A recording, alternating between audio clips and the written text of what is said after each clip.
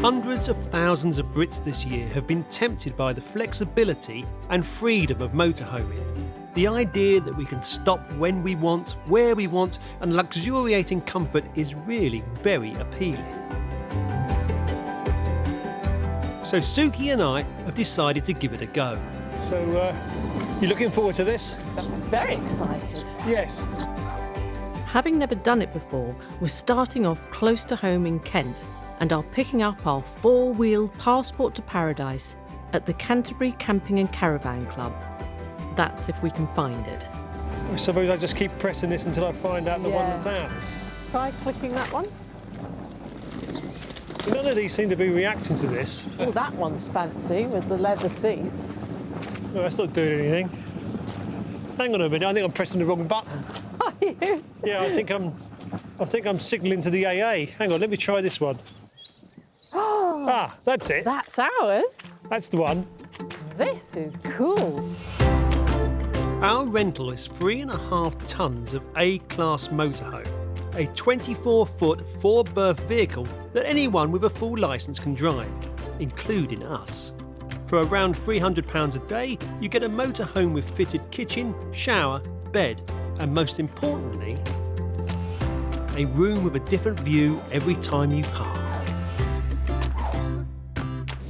It's a bit big, isn't it? Oh, look at this, baby.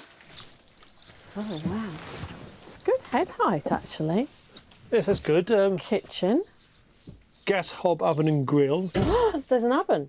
I was not expecting an oven. Oh, look at this. There's a lot of toilet roll. It's like early lockdown that somebody's gone big on the toilet roll. Yes. But I suppose good. it depends on what the driving's like. Oh, here's our bedroom. Oh, yes, this is all right, isn't Don't it? get your feet on the bed, though. No. It's quite firm.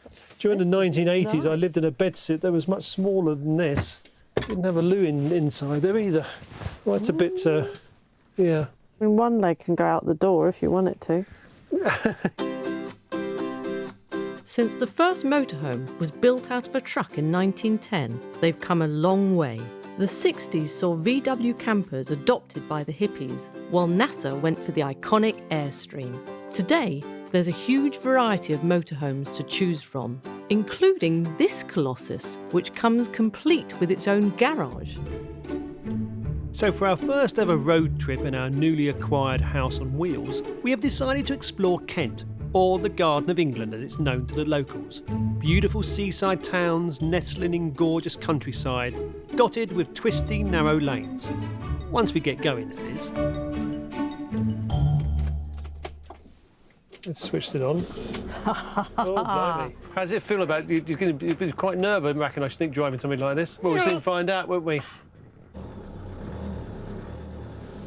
Handbrake. Oh, yeah. Thank you. Oh, hello, we're moving. How does it feel? It's good, actually. Suki's driving a motorhome. It's so automatic that actually... Oh, no, I'm pressing left. Oh. Oops, there goes the fine china. OK, left or right, hun? Oh, yes, OK. So, yes, have a look. According to the map, yeah, you're hitting the road now, so it's going to be right.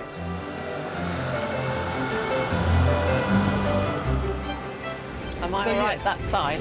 You're close-ish, but I don't think you're dangerously close. I mean, this is the sort of road, if you do meet something...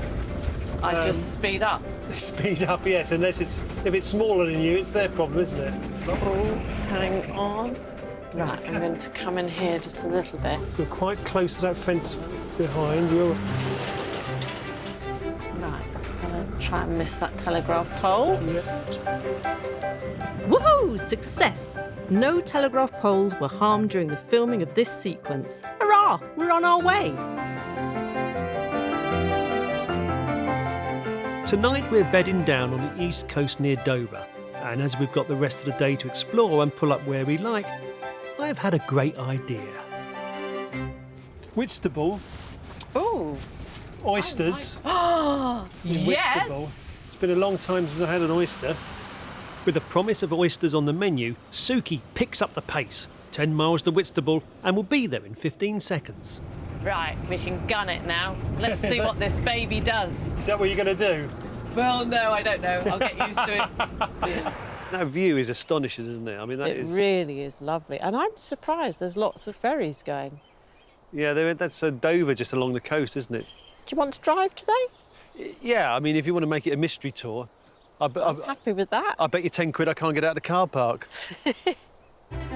Underwhelmed by the prospect of the Merton mystery tour around the car park, I find myself back in the driver's seat. Oh my stars, there's a huge big castle on the hill.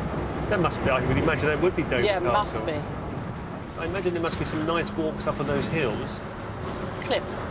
Cliffs, sorry. The white hills of Dover. I'm losing coherence. Did you ever have it? Yeah, 1968 was a really good year for me. Was it? Yeah. Paul loves trains, so our first stop will be a miniature steam railway, which is an ironic contrast to the huge beast that I'm in charge of. That's the motorhome, not Paul. Thankfully, there doesn't seem to be much on the road today. Well, not in front of us anyway.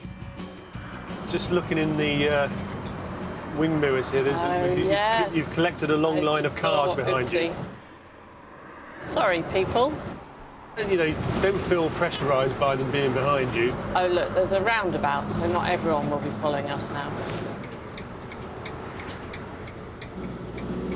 Somebody's had enough. Fed off. Ta-da, sucker. The steam train isn't just Paul's treat. I spent many happy summer holidays at my grandma's house in Hythe, and some of my favourite memories are of trips on the train. Driving through Hythe. We are going to go right past the end of my grandma's road. Was it a good place to visit when you were a kid? It was fantastic. Was it? Yeah, because you had the sea, you had the canal with the boats, the little railway. Down there was my grandma's. Down there, just down there. Yeah. Tonight, Paul and I are wild camping near Tenterden in Kent, which sounds perfect. If only I can get us there. So we're going to go that way, whichever hand that is. That's right. Right. Was anything coming from the left? Nothing from the left, OK, thank you. or this side, as I like to call it. Yes, this side. All right, that's good. That keeps it clear for me. Can I ask a pertinent question at this point? Yes. Why, this deep into the 21st century, are you using a map rather than satellite navigation? It's kind of nice to go old school, because we might, well, when I say we might, what I mean is we probably will take a wrong turn, and that might lead us somewhere exciting. So there's more adventure than just following somebody going, in 500 yards, turn left. And sometimes, I suppose, with sat-nav as well, there is a danger that they'll take you down very tiny country lanes, which I think this would be a bit of a nightmare. I'm finding all my concentration at the moment just on the road this side. No, you're right, because the sat-nav might sometimes do it, whereas I can guarantee I'll do it. Right, OK.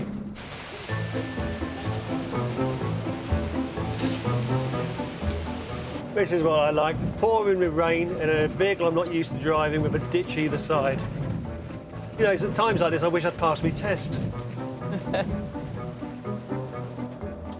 OK. We're a little bit off-road now, aren't we? Yeah. Ooh, wild camp. Well, down there where there seems to be no discernible road. Yes. A beautiful combination of a slope, mud and a very heavy vehicle.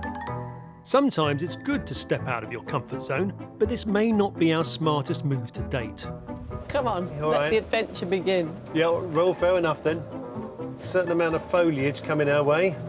Here we are. It's like a car wash. Yes. An organic car wash. Yes. You're going to have to rev a little bit because this doesn't go up hills easily. It stops and then starts sliding back down the hill. Normally when I reverse, I like it to be my own decision. And we're stuck. Don't think I'm going to do that.